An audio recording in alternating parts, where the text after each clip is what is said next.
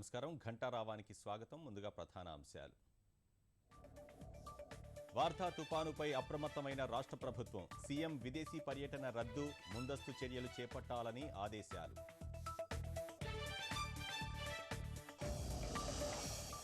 విజయవాడలో బ్యాంకర్లతో మంత్రి దేవినేని సమావేశం. వ్యవసాయ రుణాల మంజూరుకు ప్రాధాన్యం ఇవ్వాలని సూచన.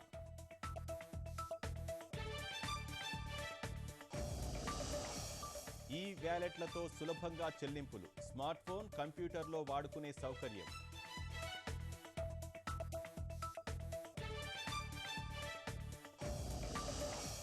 అమెరికాలో విదేశీ ఉద్యోగాల నియంత్రణకు చర్యలు. మెక్సికో సరిహద్దులో గోడ నిర్మిస్తానన్న అధ్యక్షుడు ట్రంప్.